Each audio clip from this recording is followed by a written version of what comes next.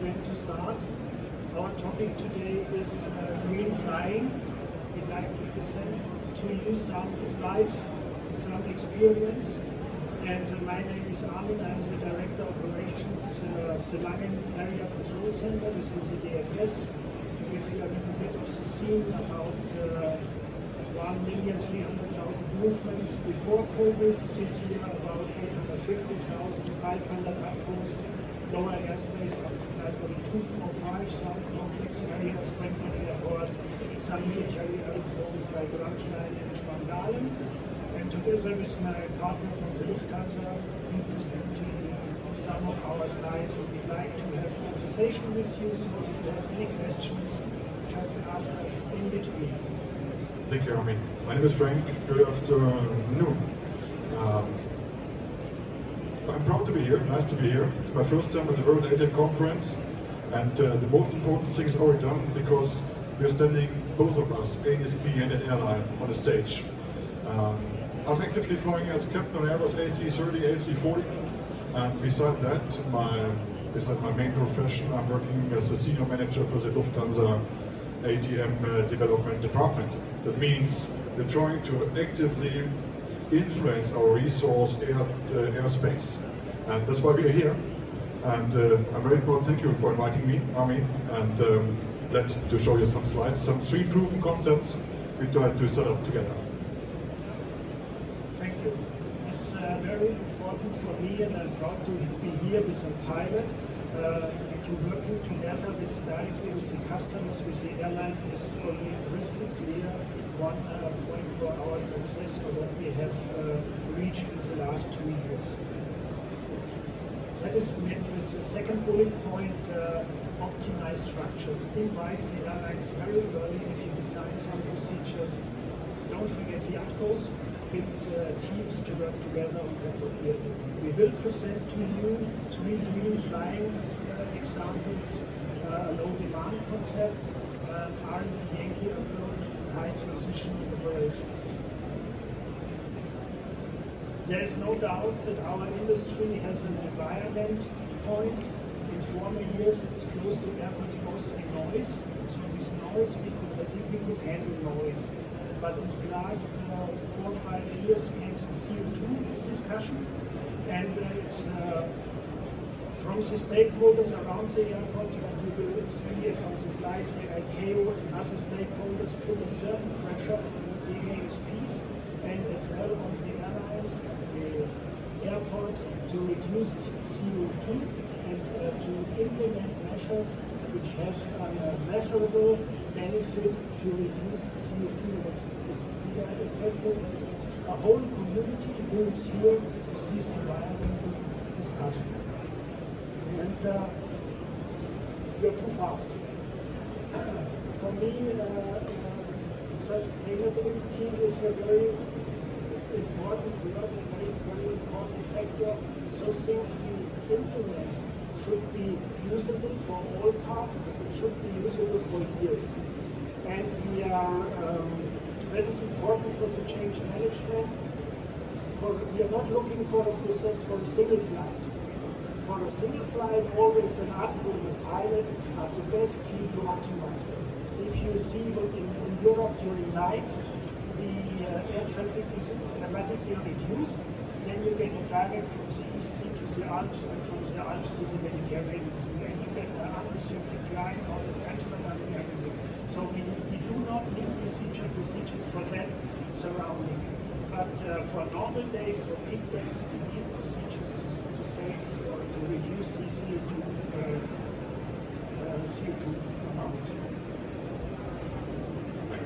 Yes, your part. My part. Most challenging part in the past was, as in one of the largest airlines in the world, we're operating into 2, maybe 3 main hubs meanwhile in Germany. Frankfurt, Munich, and meanwhile Düsseldorf, Cologne belong to them as well. So we're trying to make our flights, in the first instance, as efficient as possible. But we learned that we are not need to make it efficient just for Lufthansa. It must be available to all airspace users. And that means we needed to collaborate with our ANSP, with the Deutsche Flugsicherung in Germany, in order to improve. But it requires something. It requires a baseline. So we did not want to work into small or large-scale specific projects only together. We wanted to set up the scene. The first part is that we have a common vision and a common strategy how we should look into our airspace, how we should develop it in the future. And this is actually seen on the left side, which we call National Airspace Strategy. Then we need a working platform, a working bench. This is the so-called working group Optimized Flying, a typical German name, where the legacy airlines of Germany are being together, working with the DFS, and we are all together on the same page in this context, and very specifically work in different working groups in the specific sub-projects, trying to optimize the airspace. The crucial part is the binding part, the data element. And what you can't measure, you can't manage.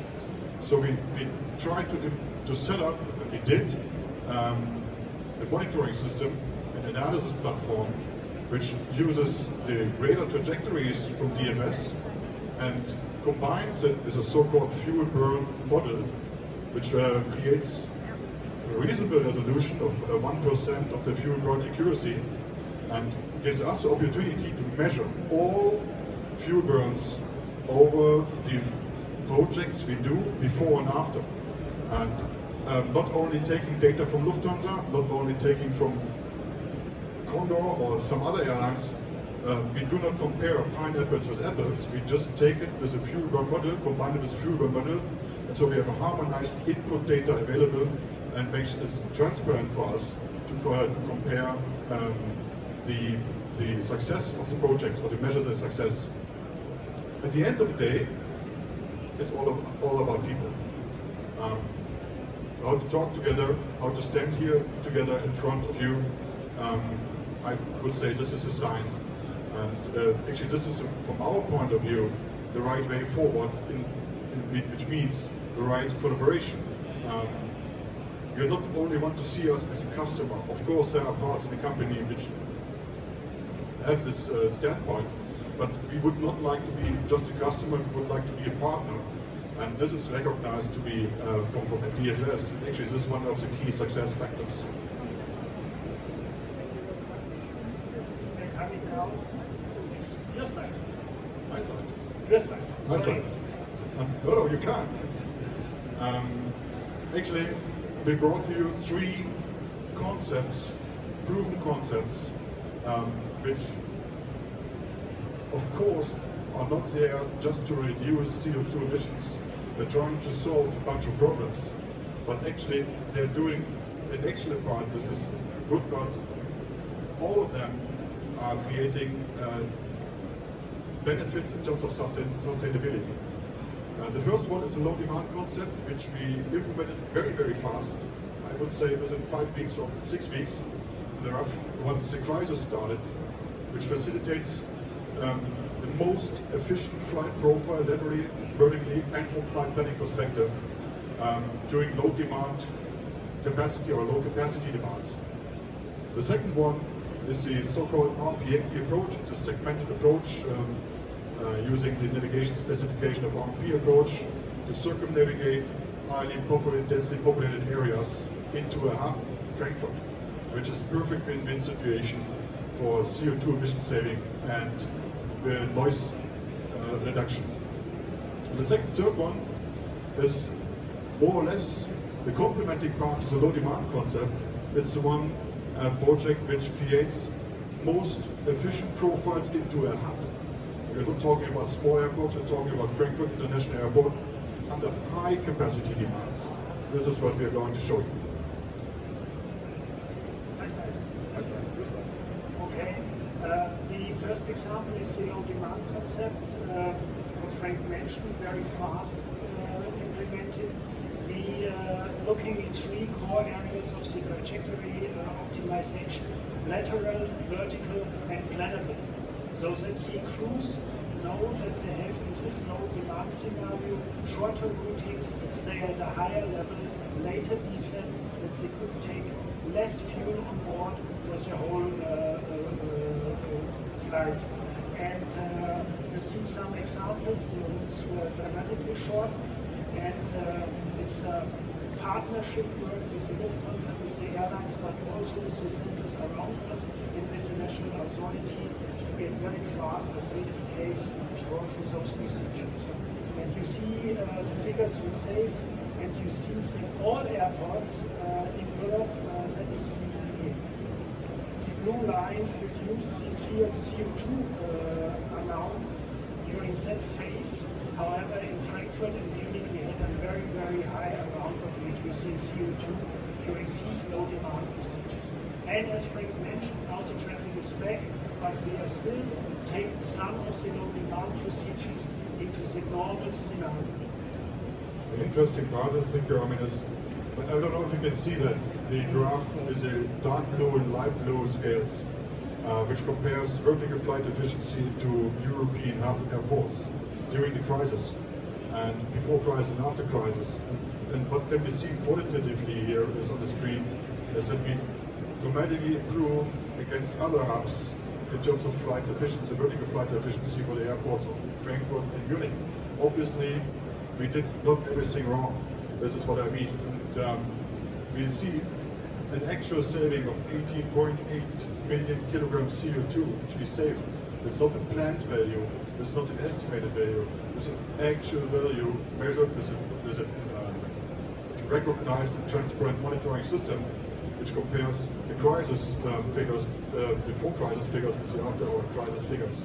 So 18.8 million kilograms is the contribution of that measure, and the main part is out of the vertical flight efficiency, not the lateral one.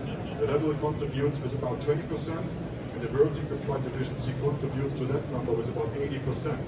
This might be different for your airspace, but this is true actually for the hubs of Frankfurt and Munich.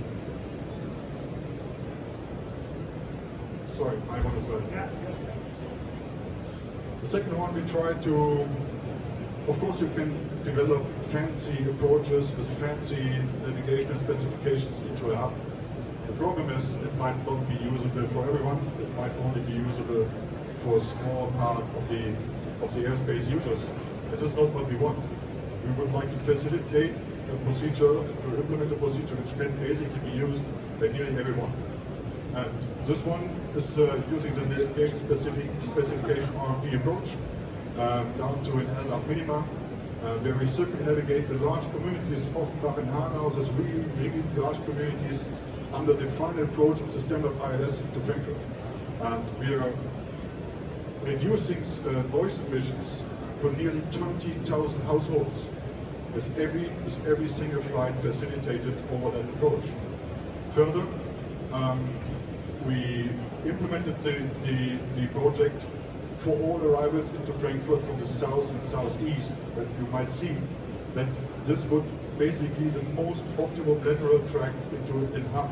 We're not talking about a small airport, we're talking about hub operations. And here is not a big number, but the main issue is reducing noise for the communities underneath the ILS, the non-ILS part. And the side effect, the win-win effect, is a 350,000 kilograms CO2 saving since we started here the project from 1st of March 2021 until today. The Lufthansa Group, are you going? The Lufthansa Group flew until today 2,100 RMP Yankee approaches into Frankfurt, which is an active contribution to increase sustainability and to provide benefit to the population living in the vicinity of the aerodrome. Nevertheless, there are some challenges. As you might know, Germany is an over-regulated country, and we have a very, very, very strong noise community, which is already reflected in the laws which we have implemented in Germany. And the noise community is one of the, let's say, biggest challenges for us from the operational side to manage the requirements of the noise community. Because if you go into the race and say the only noise reduction we would like to accept is to stop flying, you can cannot come with something like this because you're still flying. So balancing those requirements and understandable emotions, this is one of the biggest issues we are having, and we're spending lots of resources. Meanwhile, with that simple, little scale project, which is binding many resources on the DFS side and on the Lufthansa side. But we're doing so because we are convinced that it's worth to do so. Again, the key success factor is not the approach. The key success factor is that we're doing it together, and in that context, we're doing it with our trilateral partner, the Fraport, the operator of the Frankfurt Main Airport, as a trilateral working group. Your part. Yes. One sentence to see from my side to the RFP approach. That is a change for the ATCOs as well. They are normally used to bring the parallel independence, they used to do that. So we need the Lufthansa, we need briefings from the airline to get the mindsets that the ATCOs are aware that they have to change their daily working. That is part of their business to manage not only safety and capacity, that they have to think in an environmental dimension. And the last point we have now is high transition procedures and NBCDA. From an ATCO perspective, that is, you remember my first sentence goes not on a single flight. It's not the key. If you have a lot of flights and they're going continuously down, you gave only one clearance.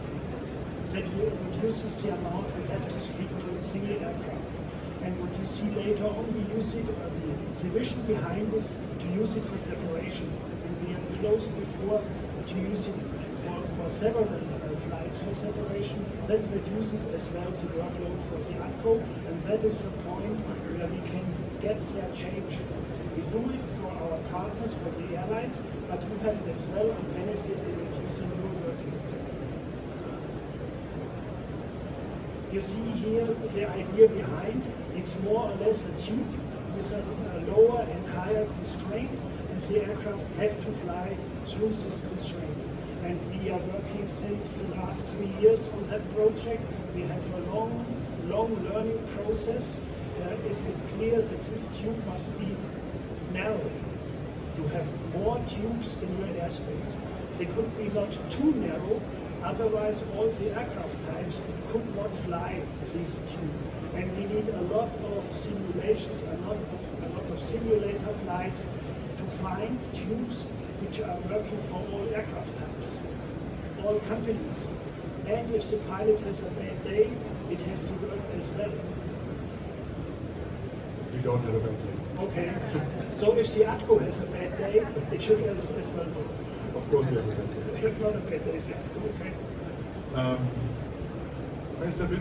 Yeah. There are several challenges. It's not just simply drawing a line onto a chart. It's simply maybe going simulator and finding out what the proper altitude constraints would be for the waypoints. Procedure adherence by pilots, as Armin said, was a real challenge, making our pilots accepting what the hell they want to do from us. So communicating to our pilot communities, get them in the boat, and let's make it standard. Not order it, but it's your standard. You need to fulfill, you need to be qualified. How is your aircraft reacting? How is your FMS working? And by the way, FMS behavior is one of the biggest challenges in that. So you can't change the FMS behavior, it's just a black box. If you go to the manufacturers, well, it's not done definitely fast, maybe 10 years, I don't know, 5 years. But we have challenges. The miss or non-optimal behavior of the FMS is a crucial part which the pilot needs to manage on that kind of procedures, especially with knowledge that ATC is going to separate air traffic from each other by using those procedures, departures and arrivals against each other. So we know it's our safety part to adhere to the constraints, and to get this in mind to our pilots who operated into Frankfurt Main Airport for the last 50 years in a completely different manner. This was a type of change management challenge. But then phraseology, I don't know where you come from with ANSP. latest ATM or latest 44 Amendment 7, which it provided physiologies how to give clearances and reactor clearances on sits and stars with constraints. This was a huge cultural change part for the ATCOs and for the pilots as well, to know descent via star, flight level 240, to use the word via, to understand what's behind the word via. So we created, even by that, a common web-based training program, which was identically to pilots and to air traffic controllers, was rolled out at the same time within, I guess, 3 months implementation time or process time. So that every pilot and every controller received the same training. What does it mean if you have such a procedure? And what do we need to understand? Basically, this was the largest part, which took us time in those times, over 1 year.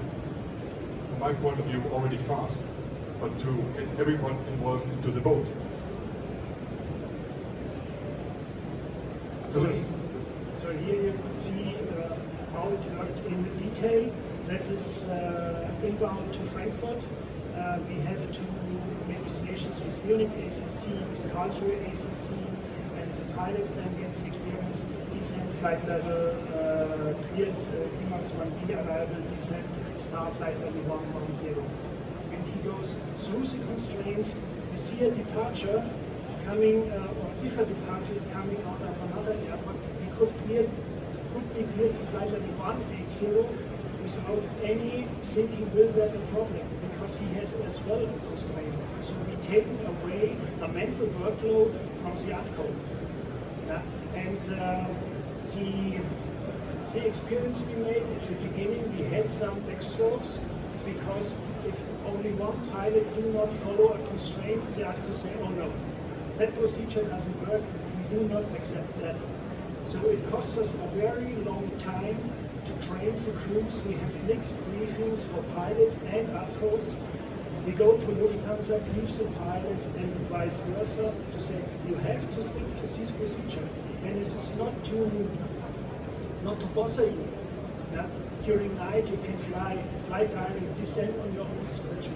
But if we have 40 inbounds per hour, you should follow this procedure. And that works now fine, and we save a lot of fuel.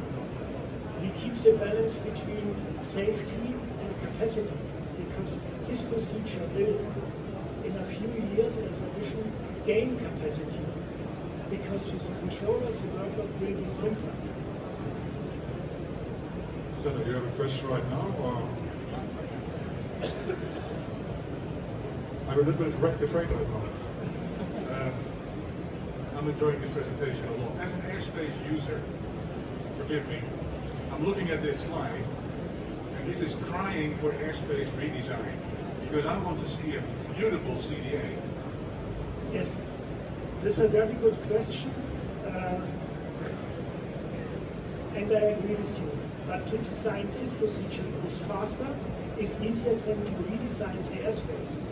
For example, you could make that the lower airspace center takes the airspace from the others, then you need additional controllers, you have to train them. That costs 2 years, the unions, the local workers' council. To develop this procedure and implement it goes faster, and it is for years. I understand that, but I was just thinking, you were talking about the tubes, the RMP tubes. Is it not possible to extend your tubes into another airspace as a special other airspace area, where you would actually perform the CDA all throughout the tube? Yeah, so this is the vision, and the idea is the tube going into the living area. The tube will go into the Karlsruhe area, and we have negotiations with Maastricht Center whether they want to tube also in their area. But the amount of change management to convince the controllers, it's not capacity decreasing, it's increasing capacity. It's very, very difficult. You need a lot of engagement, a lot of meetings, talk to the people, convince them that that is the right way. And one way could be a trajectory-based system. a very advanced system who has a trajectory, an optimal trajectory, with warning systems, maybe has the same effect in these procedures. Actually, I'm not afraid anymore. I'm glad about your question. Because this was something I wanted to address before, and I right now would like to be a bit more open. It's not coordinated between us. I hope you're not angry. Right. In the first instance, we had on one of those arrivals coming from southeast over that sector, which was already a straightforward continuous descent out of cruising level. So that means the procedure originally started somewhere there in the upper airspace, crossing all those sectors. But we monitored it, and the compliance rate on our pilot, so it's our fault, was, from my point of view, from the starting point, much better than 90%, but we started with around 93, 94%, which was the remaining 6% created really an acceptance problem with the actors. And we improved by our improving measures up to 89.9% in compliance rate with the procedures. Nevertheless, it was already a safety case, and that's why it needed to be redesigned. And changing the airspace and sector geometries is a much harder part. It's not our business. This is only what Armin can do. And this requires a lot of more substantial changes. So we decided, okay, let's go step by step. What do we want? We have a large problem. We had a large problem in the past on the boundary between upper and lower airspace. It's approximately flight level 240, with long level flight segments up to 50, 60 nautical miles. We try to improve that. So this is what we're going right now to mitigate. And it's even much better on the previous shown NPAX arrival from the south, where we have a constant descent out of flight level 360 or 390, depends where you come from. Nevertheless, here we try to make the best out of it, and we take it as a starting point. It's a living project, and just get the people involved, let them learn. In a later stage, aviation is an industry where nothing goes fast. Well, we're trying to improve, hopefully. My numbers. Your numbers. What I show you is this. We don't need to read the numbers. It just demonstrate that we really try to set up an intensive monitoring analysis program and for the so-called HTO operations. And it turned out that we measured a real actual fuel burn and CO2 saving, and which turns out to be in a single air about 40 kilogram, very conservatively said, for the long haul flights about 120 kilogram per procedure, which is more or less maybe seems not to be that much. But if you count the number of flights, every single flight will contribute to CO2 emissions, will contribute to a more efficient flight profile, therefore to contribute to less pollute our environment. 20,123 flights have been performed on the NPAX Star during the trial period, and this created already a 3.8 million kilogram CO2 emission saving. Again, actual numbers, nothing estimated, nothing planned, actual numbers, actually validated. And this is from our point of view a real success. Thank you to our colleagues from DFS, which made that possible. Actually, this is the crucial part. And we're happy that they talk to us. We're happy to be here. From my side, thank you. One last sentence from my side. Many thanks to the Lufthansa to assist us, and these figures help me to convince the ADCOs to create the change. And if you remember the sentence in the beginning regarding the stakeholders and the environment, those figures also are very helpful for the environment living in Frankfurt and close to Frankfurt. We are doing things, we are exploring things, and it's a team work, and from my side it's very successful. Thank you very much.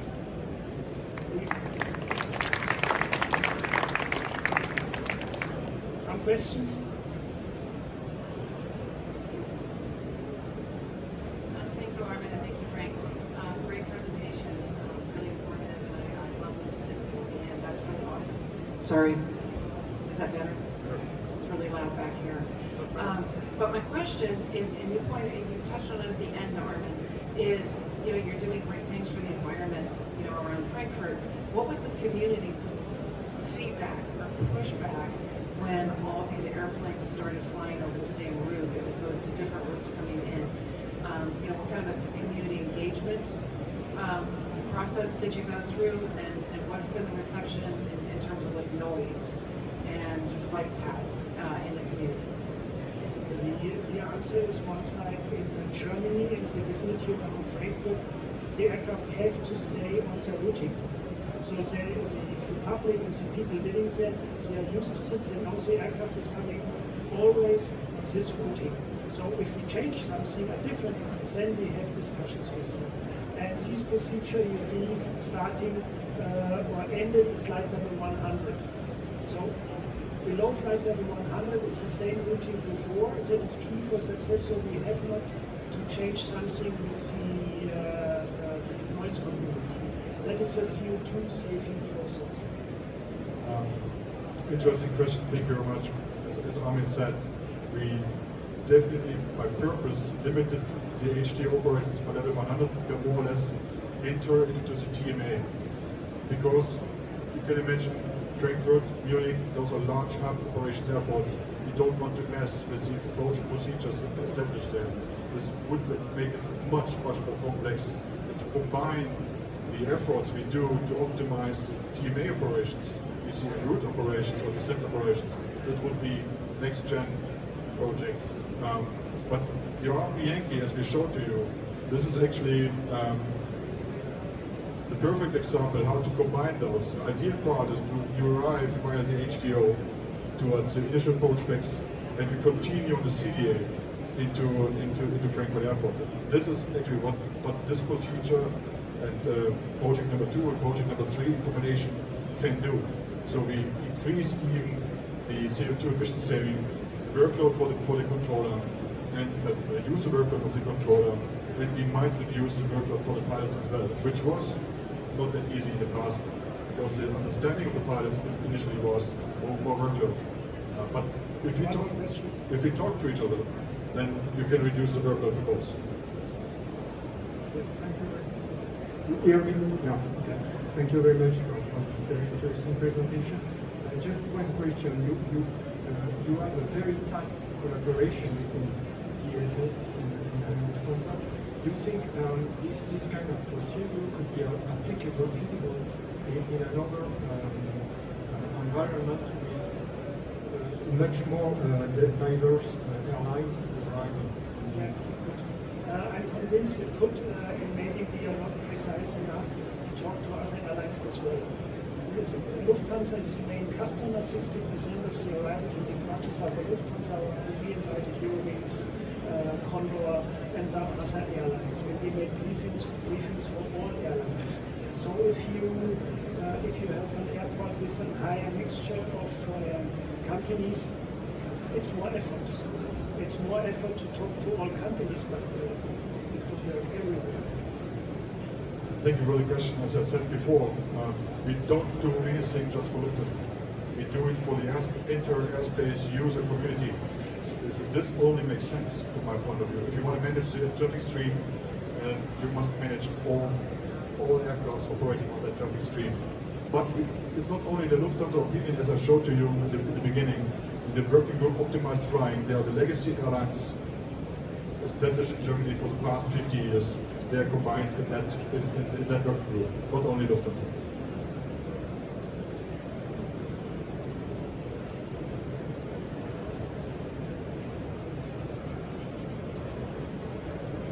Hello, Roland Beran from Fabec. I have a question concerning the trade-offs here concerning environment. We have on the one side CO2 and the non-CO2 gas emissions, on the other side we have the noise. And you cannot serve everybody at the end of the day. Do I understand you correctly that you have somehow a distinction line at flight level 100, whereas the underneath it's noise and above it's CO2, or how do you see it? What's your view on this? We are glad, or we could be, if we have a decision at which level or which altitude we should more looking for CO2 or noise. If we have that would help us, but we don't have that. In my personal opinion, the noise is below flight level 6,000, my personal opinion. The local authorities have noise very, very important, and they're just starting to thinking that some noise procedures gain a CO2 problem. But we have no exact figure where we make the division between CO2 and noise. You know, in topics there are some discussions. In the council we have as well some discussions to create a certain level. I think the BNSA has a very good process in their country, but overall for Europe and Germany we don't have that. We're working on that. That's UK is already having concept for that. I mean, this is politically hard to implement in Germany, to be honest. So we need to have all stakeholders in the boat, and this takes time. And you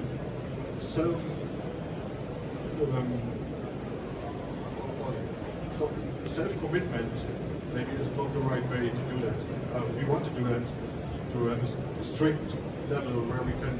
It's better for us for planning and for the ANSP and in terms of procedure planning. But talking about a certain layout boundary at 4,000, 5,000, 6,000 feet, or maybe a transition zone where CO2 and noise must be traded off. Thanks, Frank. Thanks for the segue there. That's UK. Thanks, Armin. Yeah, in the UK, be careful what you wish for. We have a 7,000-foot delineation by law, and it does create problems because below 7,000 feet, it's noise. Above 7,000 feet, it's CO2, and the two don't necessarily play well together. But we do have a very close working relationship with all the airports and NATS and the government to try and get it done. Just on one question, your 18 million CO2, 18 million kilos CO2 savings for the low density opt. Is that an extrapolation of the 68,000 a day, or is that what was actually seen throughout the pandemic? You mean low demand? Low demand, yes. So the bulk figure there, is that what was actually realised, or is that just a calculation based on the 68,000? I don't know if I understood the question correct. Those are actual measured figures. Okay, thank you. Basically compares the trajectory, the mean trajectory of the high capacity situation in mid of 2019 with the mean trajectory of during the crisis. Thank you for the presentation, very interesting, informative. The RMP Yankee approach, it's not clear whether that ends or goes into an RMP AR approach, or does it just end there? Or is there any RMP AR approaches, authorization required? Definitely we don't want to go there. We know that parallel independent is one of the key success factors to maintain capacity of the airport. RMP-AR would be maybe a solution, but equipment rate and compliance rate to RMP-AR is really, really low. And that's why the Frankfurt Airport cannot implement and go as a primary approach type for an RMP-AR. This is not possible right now if you want to maintain the capacity. We're not talking about some little airfield where accessibility in the terrain situation is an issue. We're talking about an airport which talks about a target of 126 movements an hour. So you can't do it with AR right now. But this is with RMP approach something where we can facilitate movements up to 25 hours, 25 per hour. Once not independent parallel operations are in progress. When we have dependent parallel operations in progress, we can use this type of procedure. I'm asking out of interest because we implemented this a couple of years ago in Cape Town International, where some airlines could fly RMP-AR and some couldn't. And it raises the question with regards to noise abatement. Do you disturb 20,000 households once an hour, or do you disturb 5,000 households 5 times an hour? So it's a debate. We reduced 20,000 and we have measured, figured out 200 households with a more noise prevention. But we have a specific noise modeling concept in Frankfurt in place, a so-called Frankfurt Noise Index, which is providing the key parameters for its decision parameters, what procedures are going to be implemented from noise perspective and what not. And we had an increase of just 0.2 index points. Those two little villages which are underneath that approach pass. Okay. If no more questions, I think we're already at the end of our time. I think we made it on the dot. Thank you very much. Welcome. Thank you.